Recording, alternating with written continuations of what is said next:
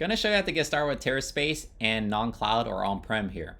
To do that, we're gonna click on getting started here, then click on non-cloud and click on next page. So the very first step is to install Terraspace, and there are different ways to install Terraspace. You can see in the install docs right here. You can install it via the gem, the standalone installer, or Docker. They all work. I prefer the gem installer just because then you have full control over the installation process. But a lot of people like to use the standalone installer because it's nice and easy, okay? And then there's also the Docker installer, which people also use because it's essentially a throwaway container that you can use to test things out, okay? Next, you do have to have Terraform install also. And if you don't have Terraform install, I recommend you using TFENV. That allows you to install actually different versions of Terraform and switch between the versions very quickly and easily. And that's really helpful because Terraform actually generally tends to move pretty quickly. Once that's all set up, you just run Terraspace setup check here. So I'm gonna run that. You're gonna see basically the texture version of Terraspace, the texture version of Terraform, okay, and tells you you're all set, okay? So next is, now we're gonna generate a new project, okay? So Terraspace new project infra plugin, none examples, okay? Let's go ahead and run that. And what that does is basically generates a basically starter project structure. And let's go back here to the command. Plugin none basically says do not use any cloud provider plugins at all. We're gonna make zero assumptions here because we're essentially on-prem, okay? And then dash examples will generate some starter examples that will work right out of the gates, okay? So let's cd into this infra folder now and run tree. So you can see the boilerplate starter structure we got for free, okay? So let's open up config, Terraform, backend TF, and provider.tf, okay? So as you can see here, it's basically all comments, okay? Backend TF, it basically is showing you a backend local. This is the default behavior of Terraform actually. When you don't have a backend configure, it just uses local state storage, okay? And if you were to comment this out, this is essentially the default values, okay? So it will work just the same if you had to comment out or not.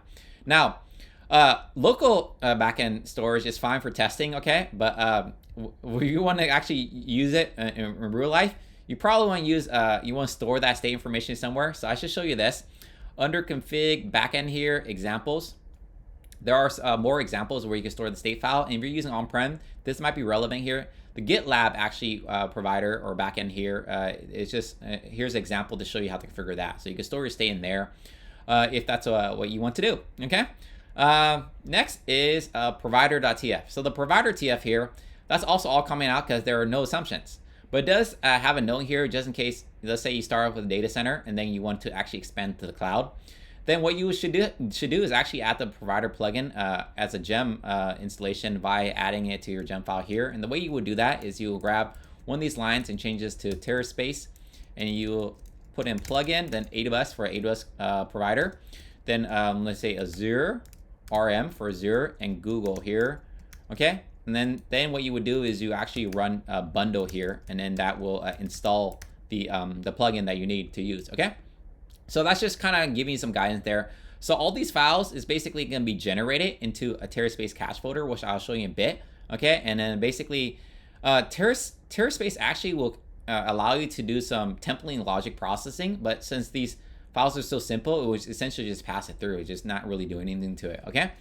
But you could actually pre-process these files with a little bit ERB templating, just in case you need a little more dynamic control over it, actually. Okay, so that covers config, backend, and provider. Now we're going to review the project, the app modules, stack modules, and talk about the differences between modules versus stacks in Terraspace, okay? So let's go ahead and open that up. Let's look at modules. Okay, main. Okay, that's example main. Under modules, and here's stacks demo, and here's main. Okay, so you can see it's just basically using this is the stacks demo main. It's sourcing in modules example and creating via module a pet. But then down here in the examples module is actually just creating a random pet. So that's how it kind of works there. Let's actually do it this way, and then we'll throw variables here. So this variable right here basically is the default length 2. It's gonna be passed to here, to this module. This module that's in the stack definition is gonna use the examples module that's gonna create the random pet. So hopefully that all makes sense there. Okay, a pretty simple starter example there. So why there are modules and why there are stacks, okay? Well, modules and stacks, as you can see here, they're both modules, okay? But everything in Terraform is a module. So Terraspace just basically adds this notion of a stack to give you some organization, okay? Stacks are supposed to be deployable, okay? That's what you deploy, okay? And modules are more for internal. So it's essentially, this is where you put your kind of internal functions or modules here, and this is what you actually deploy out, and this gives you actually some sense of organization, which is really nice. And what I would recommend is actually start off with stacks, and then if it becomes reusable or more kind of internal function, then this is why I will move into a module, okay? Okay, so that covers all of that. Let's leave that open right there. Let's actually go to the next step now. Talk about the difference in modules and stacks. Let's click on next page. Now we can deploy the infrastructure. Okay, Terraspace up demo. So we're gonna run that. And what that's gonna do is it's gonna build a Terraspace cache folder right there. You see it? It's prompting me enter value, so I'm gonna deploy it right there. And then it basically says it's going to cd in current directory, then run terraform init, then terraform apply. So let's look at the Terraspace cache folder now, okay? So what it actually does, if you go in here, stacks demo right here, there's a backend TF, okay? And I'm going to actually put this all side by side actually. And here is the backend TF. So on the left-hand side is the source. On the right-hand side is actually what's built in the Terraspace cache here. It's all pretty much the same because there's no kind of templating logic that we use here. The files are so simple that we didn't have to. Okay, and here's main.tf. So this is the main.tf that belongs to the demo stack here. So I'm gonna actually put that side by side too. So you can kind of really see what it's doing. So all it does is kind of combines config terraform here with the basically app stacks demo here. And it also deploys the modules here in this kind of same structure here. So then 2 levels up is exactly how it was done with the source, okay? So then CD's in there and runs terraform init, terraform apply, and then we typing yes and create the random pet, and it created a coherent sloth, okay? So that's what we kind of have. So that hopefully really explains that. Next page here is change to infrastructure. So now let's say you want to make a change to infrastructure. How will you do that? Let's go and look at actually the stack here. So stack demo main.tf, not outputs, main. Okay, cool. So this is here, there's var length here. So one way to do this is you can just change the variable here, right? But then you won't be able to reuse this because it's kind of hard coded into this default value, right? So the way you're supposed to do is you're supposed to use TFR files. So what Terraspace encourages you to do is use TFR files with the C command. So you go Terraspace C demo, look what it does. It generates a TFR files right here, dev right here, okay? So now we can actually just define this and override the default to 3, and then now we can just actually deploy it by Terraspace up demo. And watch what happens here. It basically is promptly saying, hey, it's gonna force replacement here. So go ahead and type in yes, and now it basically formally epic beetle, okay? So I did that for dev, but the cool thing is Terraspace will actually allow you to use the same code pretty easily to create like a prod environment, okay? So there's prod, okay? So now I just basically have generated seed, but before I change it, let's before I run Terraspace up, let's change this to 4 now. So dev is 3, prod is 4, okay? So let's go ahead and deploy that.